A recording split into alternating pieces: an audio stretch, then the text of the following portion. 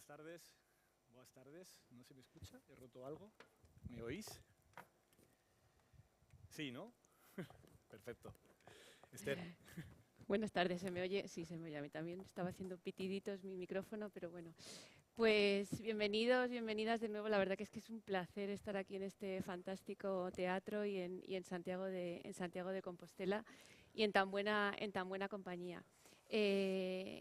Saludos también a todas las personas que nos siguen en streaming y un saludo y un agradecimiento muy especial a nuestra comunidad de socios y socias que con su apoyo pues hacen realidad tanto que estemos aquí hoy como el diario.es y esta trayectoria de 10 años.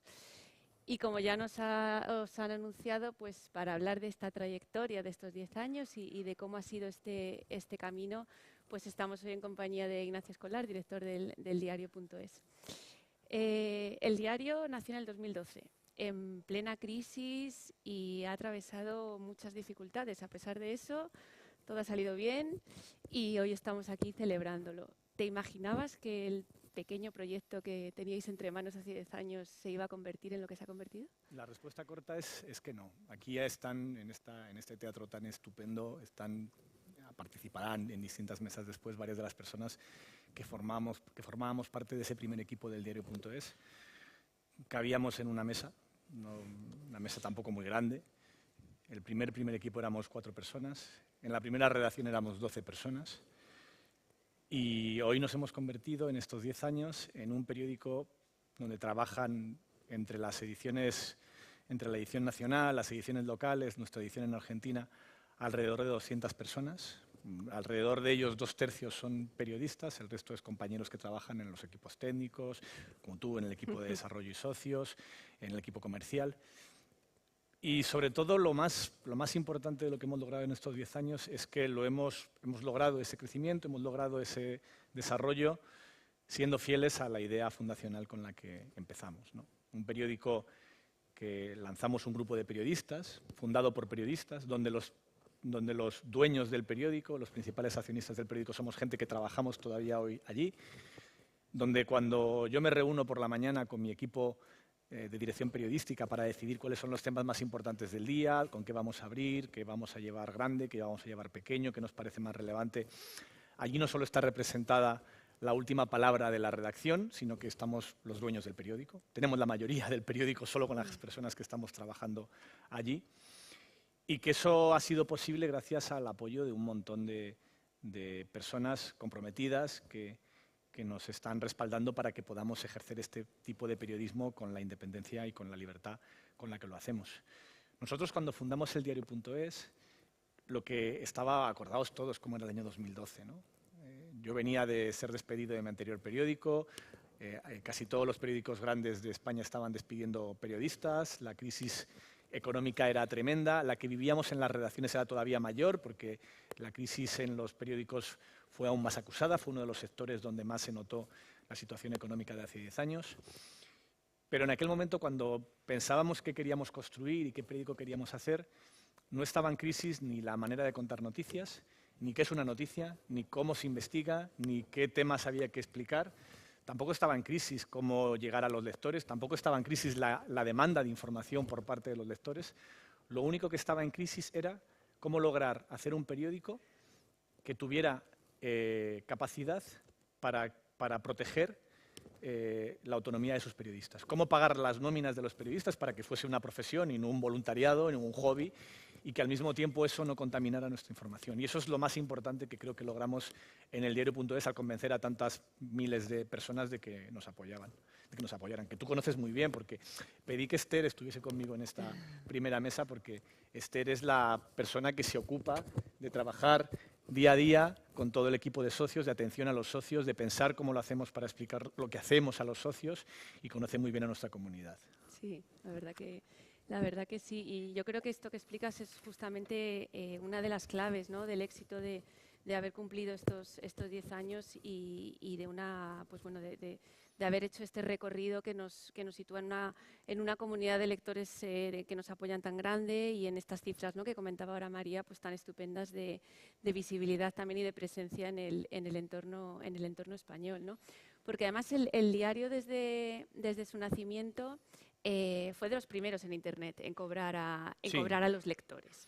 Que ahora nos parece muy normal, ¿no? Porque ahora, pues bueno, todos los periódicos desde hace un par de años o desde hace un tiempo las cuotas de suscripción están a la orden del día, pero en su momento no lo era, ¿no? No, en aquel momento era una cosa que cuando lo explicábamos nos decían que estábamos locos, porque explicábamos, vamos a pedir a la gente que nos apoye económicamente a cambio de nada.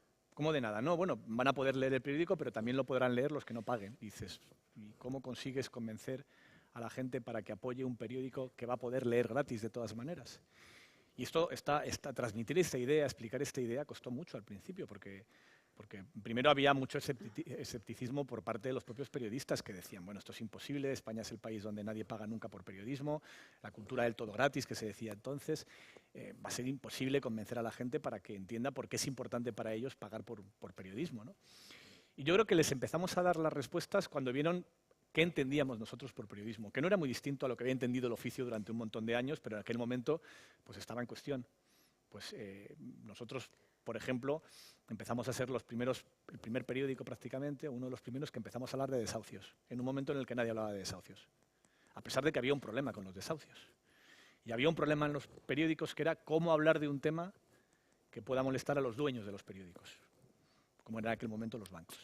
Eso la gente empezó a valorarlo y se empezó a dar cuenta de que era muy importante para ellos tener un periódico ni más valiente ni menos valiente, porque no era una cuestión de valentía, sino con una autonomía dentro, con una capacidad y una libertad para sus periodistas que le diesen el margen de maniobra para poder entrar en charcos donde otros periódicos en aquel momento no se podían meter, y nosotros sí. Y yo creo que por eso conseguimos este pequeño milagro, que no es solamente que hayamos crecido mucho, mucho, mucho, sino que lo hemos logrado, pues, por ejemplo, sin tener un solo crédito, sin tener nada de deuda, con las cuentas equilibradas cada año, invirtiendo cada euro que nos sobra del ejercicio anterior en contratar a otro periodista para el año siguiente. Y así, poco a poco, construir un periódico con capacidad para tener influencia en la sociedad, pero al mismo tiempo con autonomía para poder servir fundamentalmente a sus lectores. ¿Cómo afecta, no? A veces nos preguntan, la verdad que tenemos la suerte de poder compartir el modelo del diario y nuestra historia en muchos encuentros y charlas, ¿no? Y una de las preguntas que surge a veces es, sí, pero ¿y los socios influyen en vuestra forma de trabajar? ¿En qué os afectan? ¿Qué relación hay, ¿no? ¿Y cómo se traduce? Muchísimo. Nosotros, para empezar, claro, en el momento en que la mitad de nuestros ingresos aproximadamente dependen de los socios, pues ya tienes una influencia tremenda. Y eso en principio es una estupenda noticia, porque es mejor depender de 60.000 personas que de 35 grandes empresas. Mucho mejor, en el sentido de que es más fácil servir al interés general cuando sirves a una muestra del interés general, que son las 60.000 personas que representan en gran medida la sociedad a la que nos dirigimos y que nos están apoyando por hacer las cosas bien. Pero al mismo tiempo también a veces es complicado entenderse con los socios. Nuestros socios nos quieren mucho en general, ¿no? Sí. Y cuando quieres mucho a alguien, si de repente encuentras algo que no te gusta, tiendes a enfadarte mucho más, porque te exiges mucho también. A nosotros, nuestros socios, y es una buena noticia también, nos exigen mucho. Y cuando metemos la pata, y es inevitable que haciendo un periódico se meta la pata más de una vez al día y más de una vez al mes, nuestros socios nos exigen mucho más de lo que exigen a muchos otros medios que leen o que incluso pagan por ellos. Sí. Esto es una relación que nos obliga a ser más transparentes, a ser más exigentes, a ser más autocríticos, a ser más, a intentar buscar un tipo de periodismo que nuestros socios consideren que merece la pena apoyar. Hay un ejemplo que siempre pongo mucho, ¿no? A la hora de cómo cambia la manera de entender el periodismo cuando piensas que tienes que conseguir que un lector te apoye, a cuando tienes que conseguir que un lector simplemente lea un titular y se quede un ratito. Es que no tiene nada que ver. Si nosotros buscásemos hacer audiencia a cualquier precio y nuestros ingresos dependieran de cuántas páginas vistas generamos y cuántos clics generamos y cuánta gente pasa por la página, aunque sea para enfadarse con lo que ha leído, que a veces pasa también, haríamos un tipo de periodismo completamente distinto. Y una de las razones por las que el diario.es ha crecido y se ha consolidado es porque nuestro modelo de ingresos estaba directamente relacionado con nuestro modelo editorial. Consistía en convencer a gente de que el tipo de periodismo que nosotros hacíamos o que hacemos merece la pena. Luego tiene problemas, por ejemplo, Cuando hay divisiones dentro de la izquierda, que es un poco la mayor parte de nuestros socios son lectores de izquierda, pagamos esas divisiones. Nos encontramos con que esas broncas entre una corriente y otra, o un partido y otra, acaban repercutiendo en el propio diario, porque nuestros lectores normalmente cuando ven, no sé, los 6 artículos de opinión que publicamos todos los días, es posible que estén de acuerdo con 5 y enfadados con 1. Pero dicen, no, la línea editorial del periódico ha cambiado porque fíjate este uno lo que ha dicho. Y dices, no, pero los otros 5, no, pero a mí lo que me molesta es que con mi dinero no quiero apoyar a tal articulista o a tal otro. Y eso a veces es una situación compleja de gestionar dentro del diario. Pero creo que, a pesar de estas complicaciones, de que la exigencia que te pone un lector que te apoya económicamente pudiendo leerte gratis es mayor que la de uno que pasaba por allí, yo creo que son problemas agradables. Es mucho mejor este modelo que el tipo de periodismo en el que yo ya viví, en el que yo ya trabajé y en el que la dependencia del lector era mucho menor. Sí, sí. Hoy estamos en Galicia, anunciaba antes Gonzalo que en verano estuvimos celebrando nuestro aniversario en Valencia. Bueno, nuestra intención es seguir saliendo de Madrid, ¿no? Y acercándonos al resto de España para poder encontrarnos con lectores y con socios, ¿no? Sí. Y esto tiene también un motivo o una razón detrás, y es que es el modelo territorial que tiene el diario.es, que tiene ediciones locales en prácticamente... Eso es una rareza, como bien sabes. ¿Qué es esto? Sí, esto... Antes decía que trabajan 210 personas, más o menos, en el diario.es. En la redacción de Madrid somos 100. Todas las demás están en las ediciones locales y en la edición en Argentina.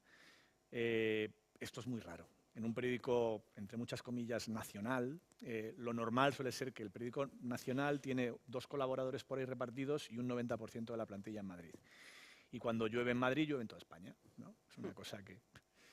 Yo vivo en Madrid, pero yo no soy de Madrid, yo soy de Burgos. Llegué a Madrid de niño ya mayor, con 9 años, pero me crié en un pueblo de Burgos y siempre he vivido la ciudad pues como lo que es, un sitio con muchas cosas buenas y muchas cosas malísimas también. Y además creo que es una anomalía para toda España. Es más raro Madrid que todo lo demás.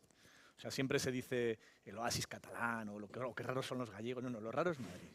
Lo más raro de la política y de la sociedad española y de cómo funciona probablemente está en Madrid. Y nosotros, desde el primer momento, llegamos a la conclusión de que si queríamos ser un periódico español, teníamos que hablar desde toda España, que no tenía ningún sentido explicar España solamente desde Madrid, con la mirada de Madrid y con el punto de vista en los problemas y en los debates de Madrid, que son, en algunos casos, son problemas nacionales, pero en muchos otros pues no lo son. Y para eso hemos construido desde el primer día y poco a poco una red de ediciones autonómicas, donde ahora mismo es más fácil decir cuáles nos faltan que cuáles tenemos, porque tardamos menos. O sea, de las 17 autonomías, nos falta para tener una redacción en cada una de ellas, una redacción física con una oficina, con gente contratada allí, no un colaborador, no. Hablo de una oficina de verdad, con una redacción de verdad y con gente trabajando como trabajan aquí en Santiago, como trabajan en Valencia, o en Toledo, o en Zaragoza, o en Vitoria, o en todos los sitios en los que estamos. Solo nos falta Asturias, que está en rampa de lanzamiento, que espero tenerla lo antes posible en funcionamiento, y La Rioja. En todas las demás ediciones, la última en salir fue Baleares, que nació en mayo de este año. En todas las demás autonomías tenemos una oficina, una redacción y un equipo trabajando. Y esto nos permite que a la hora de contar qué pasa en España, pues tenemos algo que muy pocos medios nacionales tienen, tal vez algunas radios, pero desde luego ningún periódico escrito lo tiene. Y es parte también de cómo funciona el modelo del diario, que es, bueno, si pretendemos, y eso lo tenemos muy claro desde el primer día, pretendemos ser un servicio público, aunque sea una empresa privada, atender a un derecho de la información de los ciudadanos, es de todos los ciudadanos, no solamente de los ciudadanos de Madrid. Sí, la verdad que tenemos ganas ya, ¿no?, de hacer todos los checks que nos quedan. Tener Asturias y tener Logroño, o sea, tener la redacción en La Rioja y en Asturias, y ya tendremos seremos el primer periódico escrito en España con una oficina y con una redacción en cada autonomía. Sí, un momento bonito por llegar. Hace más o menos 2 meses el diario anunció la elaboración de un estatuto. Un estatuto que además explicaba, ¿no?, que no es solo un código deontológico, no es un libro de estilo. No, ¿qué es exactamente el estatuto del diario.es y por qué es un elemento tan importante y tan crucial en su historia? Es un proceso muy importante para nosotros. Porque estamos poniendo en esas alrededor de 25 páginas, 30 páginas, estamos poniendo una suerte de constitución del diario.es. teníamos mucho código oral. Teníamos muchas normas de cómo funcionaba el diario, qué era el diario, cuáles eran las prioridades del diario, cuál era la manera de trabajar en el diario, cuáles eran nuestros principios éticos y periodísticos, nuestra línea editorial. En fin, había un montón. No es que el diario nazca ahora, que tenemos 10 años de trayectoria, pero no había nada escrito, no había nada que reflejase y explicase cuáles son las normas. Teníamos también con nuestra comunidad de socios una relación desde el primer día muy distinta a la que tiene un periódico normal con un suscriptor o a la que tienes cuando te haces suscriptor de una plataforma de películas o de series. O sea, nuestra relación con nuestros socios siempre ha sido especial desde el primer día. Pero lo que no teníamos era una carta de derechos y deberes, una serie de normas, un libro escrito que suponga dejar negro sobre blanco cuáles son los compromisos del diario, la manera de funcionar del diario, los órganos de gobierno del diario, los contrapesos de esos órganos de gobierno del diario. Y lo que hemos hecho ha sido, primero presentamos un primer borrador que votó, que pusimos a consulta pública entre la redacción y entre los socios. Después recogimos un montón de sugerencias de la redacción y de los socios y pusimos en marcha un primer comité rector.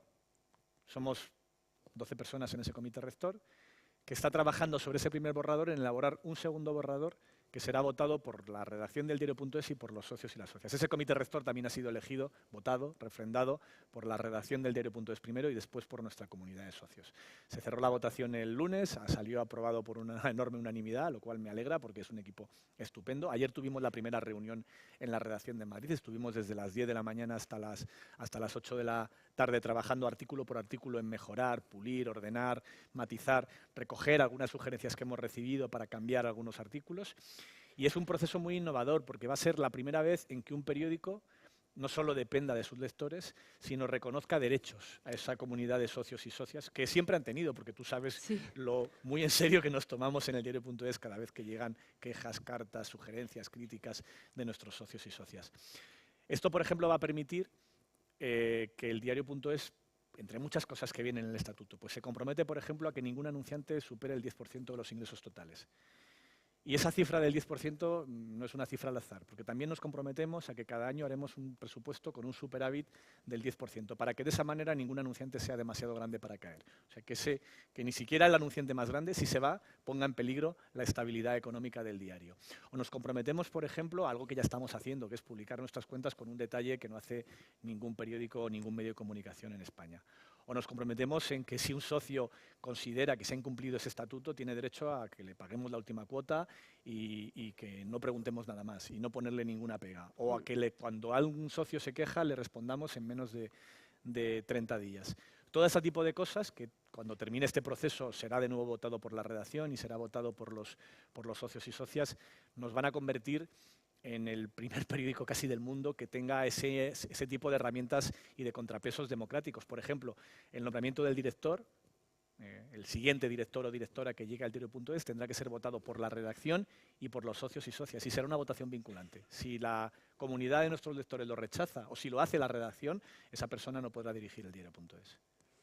Sí, la verdad que es innovador y se cuentan, estaba pensando, iba a decir, con los dedos de las dos manos, yo creo que con los dedos de una los medios que tienen a nivel internacional. Sí, hay algunos ¿no? mecanismos que tienen estatutos mucho más limitados, donde se recogen el secreto profesional, el comité de redacción, el secreto a no revelar las fuentes, determinados códigos deontológicos, pero ninguno ha ido a un proceso tan ambicioso, ni ha dado tanto poder en dos direcciones, hacia la redacción y hacia los socios. Hay un artículo que me gusta mucho donde decimos que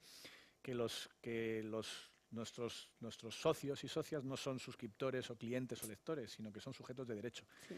Y que cuando el diario.es pone en marcha este estatuto está reconociendo que nuestros socios tienen derechos y que también los tiene nuestra redacción, nuestros trabajadores, porque son los garantes de los derechos de nuestros lectores. Sí. Y esto no es palabrería, esto luego después se convierte en artículos muy concretos que se pueden reclamar, que nos comprometen hasta desde un punto de vista legal y desde luego nos compromete éticamente con nuestra palabra. Desde luego.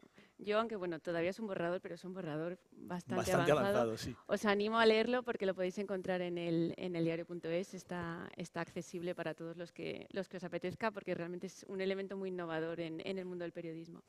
Nos queda muy poquito. Te quería hacer una última pregunta. Y bueno, celebramos 10 años, pues 10 años más, ¿no? ¿Dónde ves el sector de los medios en 10 años? ¿Dónde ves el diario? ¿Dónde ves el papel?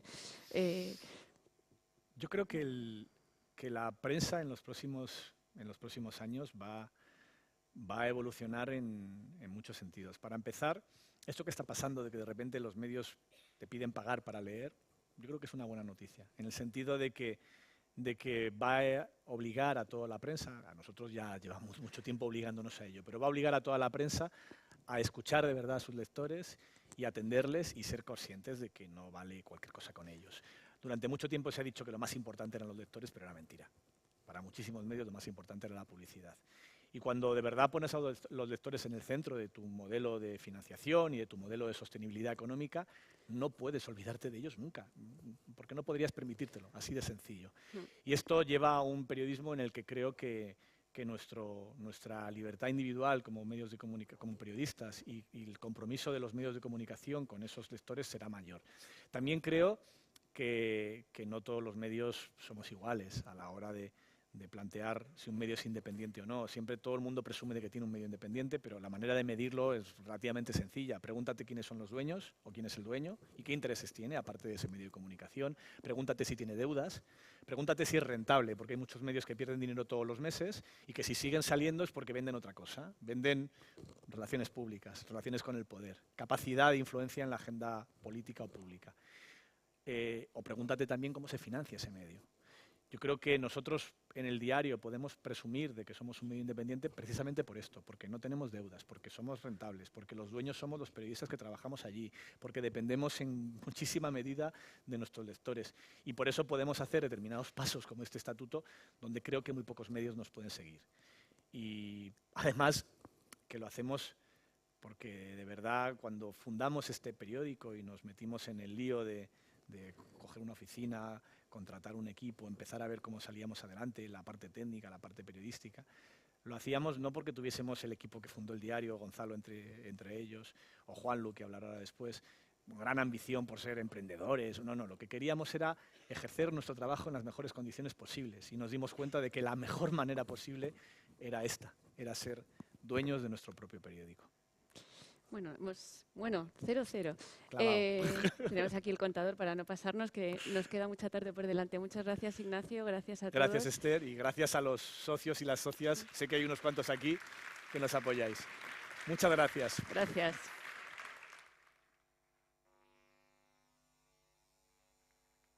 Muchísimas